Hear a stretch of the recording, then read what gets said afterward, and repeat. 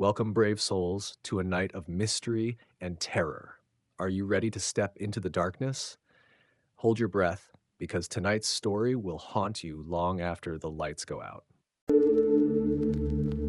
I'm a biologist. For the past 4 months, I've been part of an international research team stationed in one of the most isolated parts of the Arctic. The mission was simple enough. Study ancient ice layers to reconstruct historical climate patterns. Important work, sure, but not the kind of thing you expect to haunt you. Our team had 10 people. Geologists, glaciologists, biologists like me, and technicians to keep everything running. We were equipped with state-of-the-art drilling rigs, spectrometers, and thermal imaging systems. The station itself was a prefab structure, perched on miles of endless white tundra.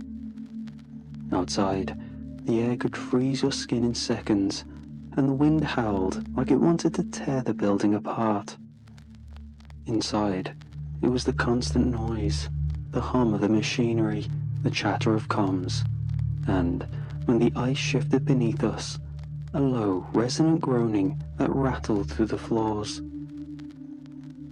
Despite all the tech, the work wasn't glamorous.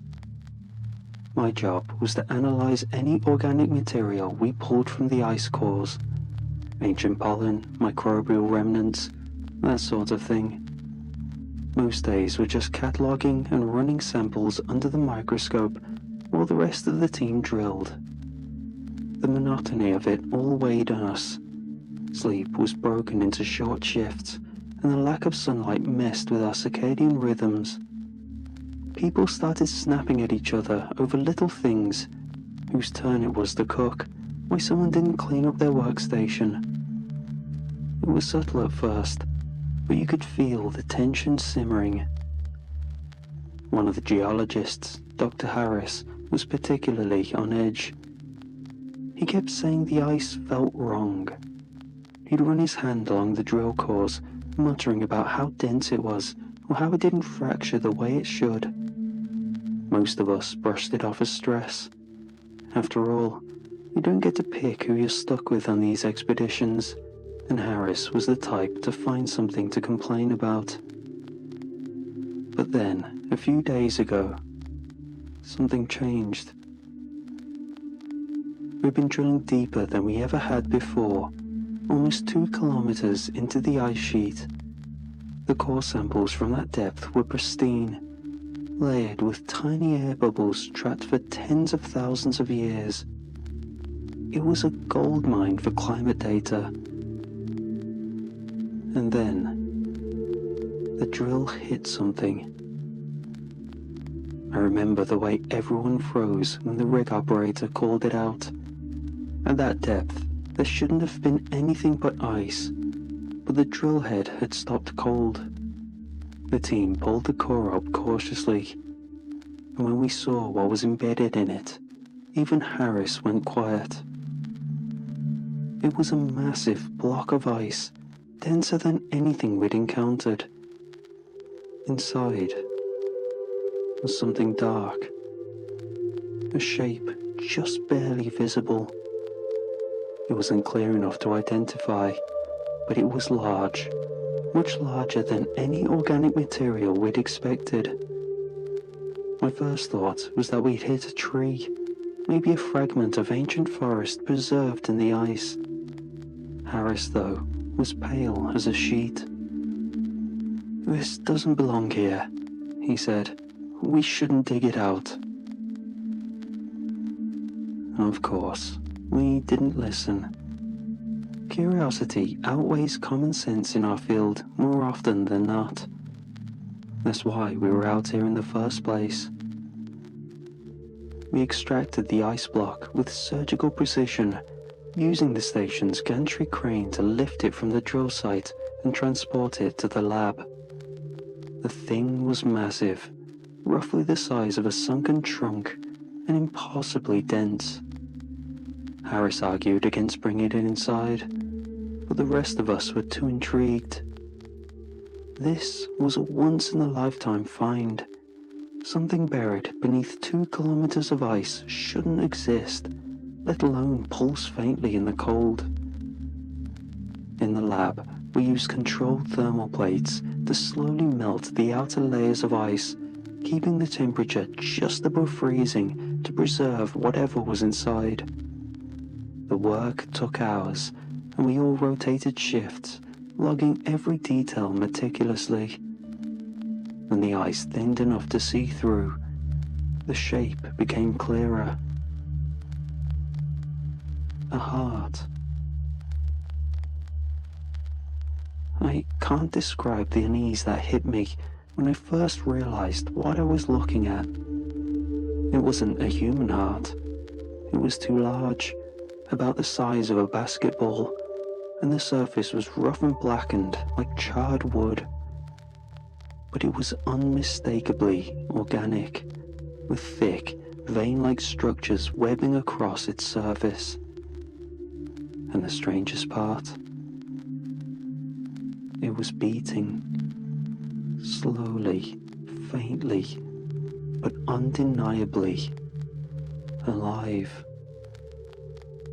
Dr. Walker was the first to speak. "What the hell are we looking at?" No one answered. Harris muttered under his breath and left the room. The rest of us hovered around the observation table, staring in stunned silence as the heart pulsed in slow, deliberate rhythms. We ran every test you could think of. Thermal imaging showed no heat signature. It was as cold as the ice it had been trapped in. Scans with a spectrometer revealed no identifiable cellular structure, nothing remotely resembling DNA. It didn't even register as organic matter by conventional standards. And yet, the rhythmic contradictions continued, steady and unyielding, like a clock ticking down to something. Walker wanted to escalate. "This could redefine biology," she said, pacing the room. "We're looking at something older than humanity itself, maybe older than life as we know it." Harris, on the other hand, was livid. He stormed back into the lab at one point, slamming his hand on the table. "You're not listening," he shouted. "This isn't a discovery. It's a warning. We shouldn't be poking at it." No one took him seriously, myself included. I told myself he was cracking under the pressure. 4 months of isolation can mess with anyone's head. But part of me couldn't shake the feeling that he might be right. That night, after the others had gone to bed, I stayed behind in the lab, staring at the thing in its containment chamber. The heartbeat was faint, but it had a strange resonance to it, almost like it was echoing through the room. I thought I was imagining it, but when I left to get some air in the main corridor, I could still hear it, faint and rhythmic, like it was coming from the walls. I didn't sleep much that night. Every time I closed my eyes, I heard it. The steady, unrelenting thud of something ancient and alive. Something that shouldn't exist.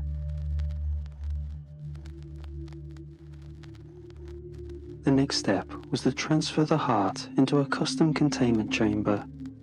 The lab had an isolation tank we usually used for volatile samples, complete with temperature controls, reinforced glass, and a HEPA filtration system. It wasn't designed for something alive, or whatever this thing was, but it would have to do. As we worked, I couldn't shake the feeling that it was watching us. It didn't have eyes, thank God, but every time I glanced at it, the beat seemed intentional, like it was aware of us. That's impossible, of course, just my mind playing tricks. At least, That's what I kept telling myself. We ran every test imaginable. Harris protested, but Walker overruled him. Samples were taken and analysed, thin slices of tissue, microfluidic tests, even a spectroscopic scan to identify its chemical makeup. The results made no sense. One sample showed isotropic signatures consistent with ancient biological material, something preserved for millions of years. Another indicated it was practically new, no more than a few weeks old. Harris refused to even look at the results. "You're asking the wrong questions," he muttered, pacing the room like a caged animal. "You're trying to explain something that doesn't belong here." I wanted to argue, but I couldn't ignore what was happening around us. The station's equipment started acting up. Our spectrometers gave inconsistent readings, the cryofreezer alarm went off without reason, and the atmospheric monitors kept resetting to 0. The worst was the temperature. Despite the heaters being cranked to their max, the lab was freezing, and frost started forming on the windows. We checked for leaks, recalibrated everything, but nothing worked. Then came the dreams. It started with Walker.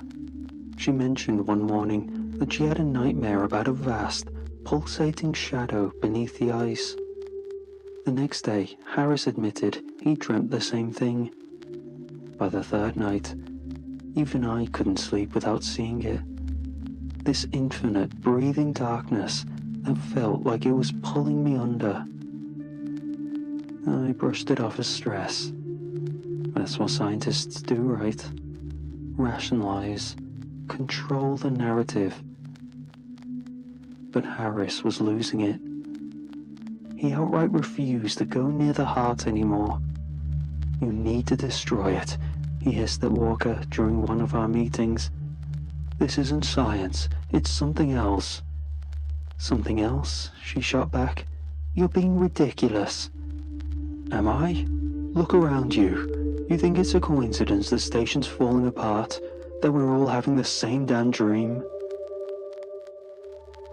No one answered him, but the room felt heavier after that. One night, I stayed late in the lab, reviewing footage from the containment chamber. The camera we set up had been recording non-stop since the heart was transferred. At first, it was just more of the same. Slow, steady beats, a faint shimmer of condensation on the glass. But as I skipped through the timestamps, something caught my eye. The thudding sound. It wasn't random. I cross-referenced the audio with environmental data from the station. Every time someone entered the room, the heart's beats became stronger, faster. It wasn't just alive. It was reacting to us. I sat back, staring at the screen as the realization sank in. The thing wasn't just pulsing. It was waiting. The breaking point came when Dr. Walker finally decided enough was enough. "We're scientists," she said, her voice strained but resolute. "But we're also human, and we have limits. This thing is beyond them." It was the first time anyone openly acknowledged the dread we'd all been feeling. Even Harris, who had been spiraling into paranoia for days, nodded in grim agreement. For the first time, we all seemed united in a singular purpose: to end this. The plan was straightforward. We'd use the station's high-temperature furnace, normally reserved for incinerating biohazardous waste, to destroy the heart completely. The furnace could reach temperatures upwards of 1500 degrees Celsius, enough to obliterate organic material to ash. Nothing would survive that, not even this monstrosity. The preparation was meticulous. Walker insisted on strict protocol, and for once, no one questioned her. We wore our full protective gear, thermal gloves, lab coats and goggles, despite the bitter cold still permeating the station. The heart was carefully transferred into a reinforced steel container, then wheeled to the furnace room on a trolley. Harris kept his distance, his eyes darting nervously to the chamber's glass windows as if expecting the heart to leap out at him. I focused on the equipment, double-checking the furnace's settings and ensuring the fail-safes were active. It was a model I was familiar with, a robust, industrial-grade incinerator designed for extreme reliability. The digital display glowed faintly in the dim light, and I felt a small, fleeting sense of control. We had this. As the heart was placed into the furnace, I couldn't help but notice how it seemed still. The pulsing had stopped entirely, almost as if it knew what was coming. My rational mind told me it was just coincidence, a mechanical process, nothing more. But a small, irrational part of me wondered if it was holding its breath. Walker closed the furnace door with a finality that echoed in the silent room. She turned to me, nodding once. "Start it." I pressed the button, and the machine roared to life. Flames burst within the chamber, visible through the small observation window. The heart was engulfed in an instant, its dark, unnatural mass consumed by the fire. It felt like I had lifted my head out of water. The oppressive thudding sound vanished. The sudden silence felt deafening. Harris let out a shaky laugh, a sound that teetered between relief and hysteria. "It's over," he muttered. "It's finally over." Even I felt a glimmer of hope. The tension that had gripped the station for so long seemed to lift, replaced by a tentative sense of calm. We stayed there for what felt like hours, watching the furnace's temperature hold steady, ensuring nothing remained but ash. As the flames died down, the furnace's sensors confirmed total incineration. Walker turned to the team with a weary smile. "It's done. Let's get some rest." For the first time in days, I believed her.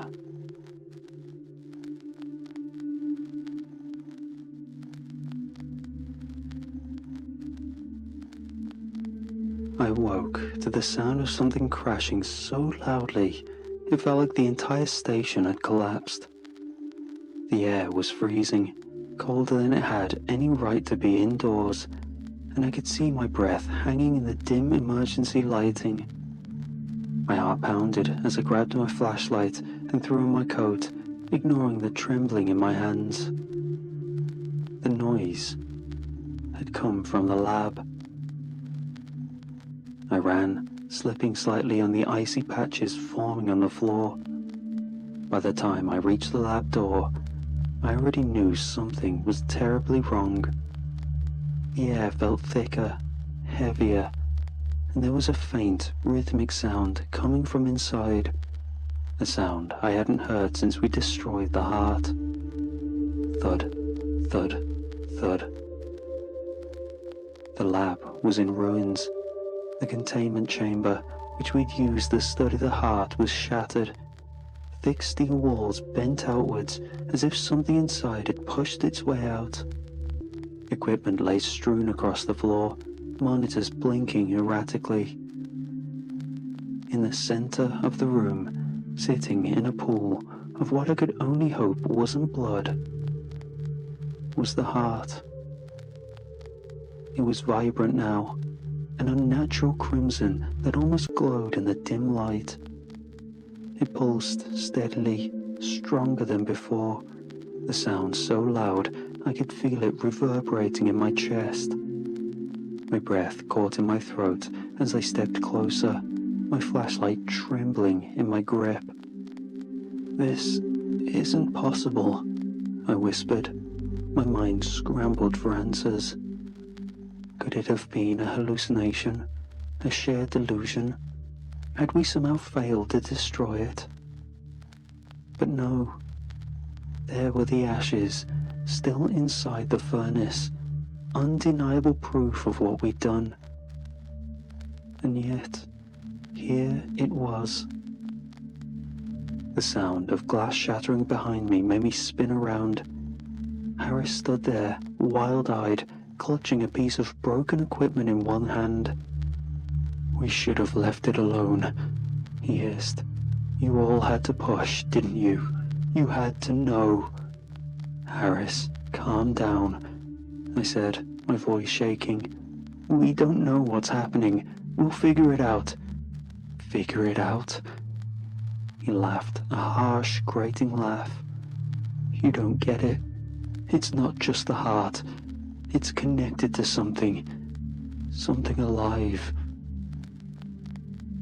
I opened my mouth to argue, but he cut me off, stepping closer, his face inches from mine. "You felt it, haven't you? The dreams, the cold. It's not just in our heads. It's broadcasting, calling." His words hit me like a punch to the gut. The dreams. I knew exactly what he was talking about. The endless void, the sense of something massive shifting just out of sight beneath the ice. I wanted to believe it was stress, my brain playing tricks on me. But the way Harris looked at me, desperate and unhinged, made me wonder if it wasn't something more. "Harris," I said carefully, "you're not making sense. What are you saying?" He pointed a shaking finger at the heart. "That thing isn't just an organ. It's a beacon. It's waking something up." A cold chill ran down my spine. I glanced at the heart, its steady thudding now feeling more like a countdown than a pulse. The air grew colder, and the lights flickered ominously. Harris snapped. He grabbed a metal stool and hurled it across the room, smashing a monitor in a shower of sparks. "We're doomed," he screamed. "We're nothing but ants digging into a mountain. And now it knows we're here." "Stop," I shouted, trying to grab him, but he shoved me away. He picked up another piece of equipment and began smashing it against the lab bench. The noise was deafening, echoing through the room and mixing with the relentless thud of the heart. "Harris, get a grip!" Walker's voice rang out as she burst into the lab, her face pale but resolute. "We need to focus. We can fix this." Harris froze, staring at her like she'd just spoken in another language. Then he dropped the broken equipment, his shoulders sagging. "It's too late," he whispered. "It's already awake." The lights flickered again, and the rhythmic thudding grew louder, almost deafening. This time, it wasn't just the heart. It was coming from beneath our feet. The station had never felt so hostile. The air was so cold it hurt to breathe, and frost crept up from the walls like a living thing. My breath fogged in the weak emergency lighting as the temperature plummeted far below what our heaters could handle. The lights flickered in and out, casting the lab in a strobe-lit chaos. Every few seconds, The ice beneath us groaned like a wounded animal. And through it all, the heart beat faster, louder, syncing perfectly with the tremors beneath our feet. Dr. Walker's voice cut through the chaos, barking orders. "We're not running. We contain it again, now." "No," Harris shouted, backing toward the door, his eyes wild. "You're insane. It's too late. If we stay, we're dead." I hesitated, caught between them. Walker's confidence was resolute, almost comforting. But Harris looked like he'd already seen the end. His fear was infectious. I wanted to bolt, to run as far as I could, but some part of me couldn't let go. The questions, the impossibility of the heart, it had dug into my mind, and I couldn't leave without understanding. "I'm with Walker," I said, forcing the words through the lump in my throat. Harris shot me a look of pure disbelief before turning and bolting into the hallway. Walker grabbed my arm. "Let's move," she said, pulling me toward the containment chamber. "We seal it. That's the only way." The heart lay in the center of the lab, pulsating like a drumbeat that vibrated through my bones. Walker and I worked quickly, moving in a mechanical rhythm born of pure adrenaline. We pushed the shattered remnants of the containment chamber out of the way and hauled out a secondary unit, a smaller, less robust chamber meant for biological samples. It wasn't ideal, but it was all we had. "Temperature regulation first," Walker said, her voice trembling but steady. I nodded and grabbed the control panel, fumbling with the calibration dials. The unit hummed to life, and I felt a flicker of hope. Maybe we could fix this. Maybe it wasn't too late. But then, the ice screamed. There's no other word for it. A high-pitched, bone-deep sound echoed through the station as the floor beneath us cracked violently. I staggered, nearly losing my grip on the containment panel. Walker cursed and grabbed the edge of the bench for support. The heart's rhythm changed. It wasn't erratic or panicked. It was intentional, calculated. Each beat seemed to match the tremors beneath us, growing louder, faster. I glanced at Walker, and for the first time, I saw fear in her eyes. "We need to hurry," she said, her voice tight. Shadows danced on the walls, flickering unnaturally in the failing light. They moved like smoke, twisting and shifting into shapes I couldn't comprehend. For a moment, I swore one of them looked at me, though it had no eyes, no face, just a void that radiated malice. "We've got it," Walker shouted as we locked the chamber seals. The heart was contained again, its pulsations muffled but still deafening. Relief washed over me for a split second, but then the lab floor heaved violently, throwing us to the ground. The fissure opened without warning. A jagged, gaping maw split the lab in two, swallowing equipment and debris into an impossibly dark void. The containment chamber teetered on the edge, the heart's beats echoing louder and faster like a countdown. And then it fell. Everything went still. The heart sound disappeared, leaving a silence so profound it felt like a vacuum. I thought it was over. I thought we'd stopped it. But then, the noise began. It wasn't a heartbeat. It wasn't anything I could truly describe. A low, resonant sound rumbled from the depths of the fissure, shaking the walls and vibrating in my chest. It wasn't just a noise. It was a presence.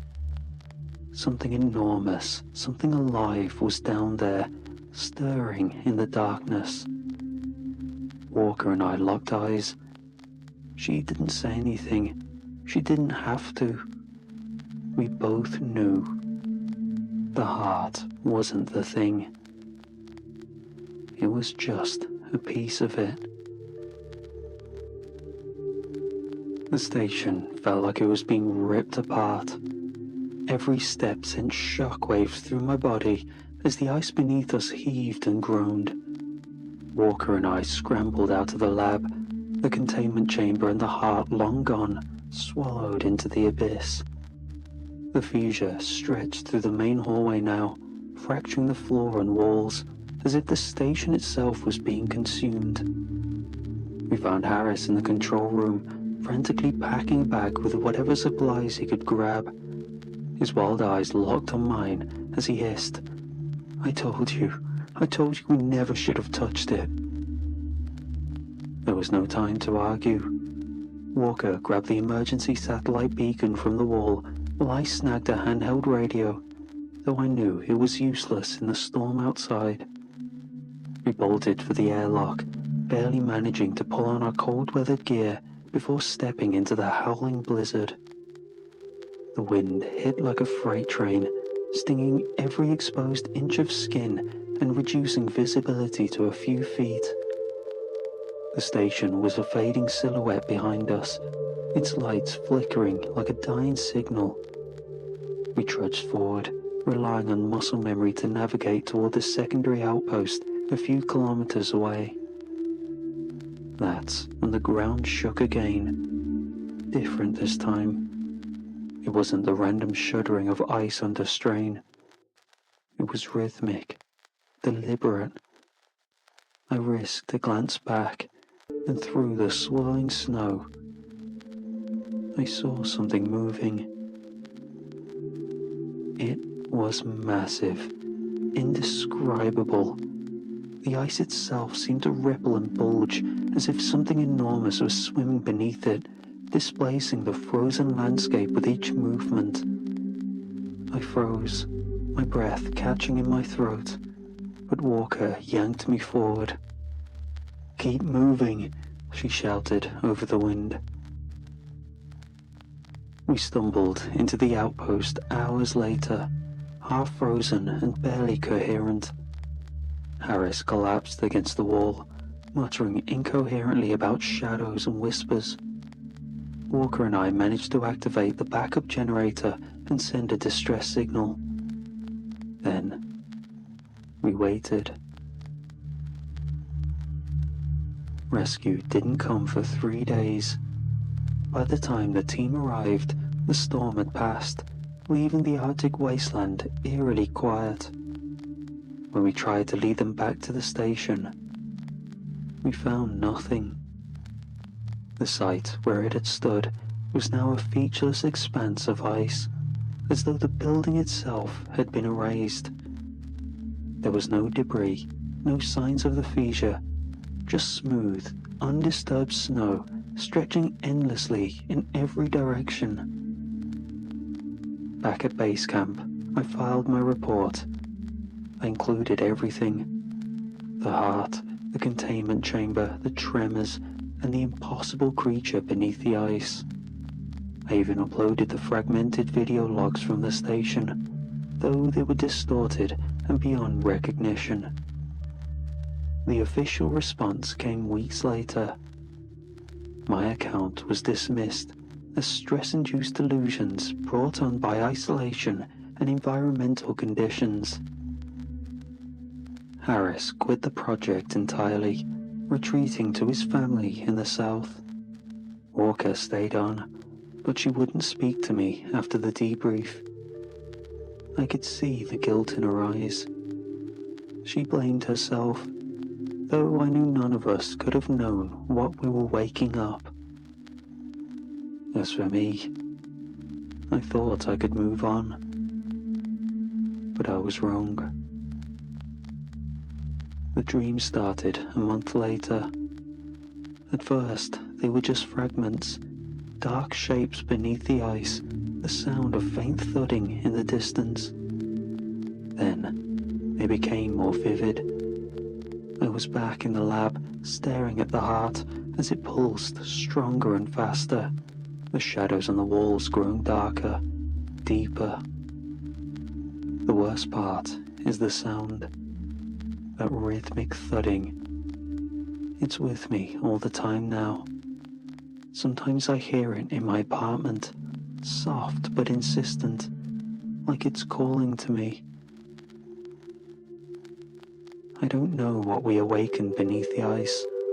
I don't know if it's still there, or if it's already spreading. But I do know one Don't thing. miss out on amazing content. Hit We that were never subscribe button meant and turn on the notification to bell find it. to stay updated with our latest videos. And Join our it's community not done today. yet.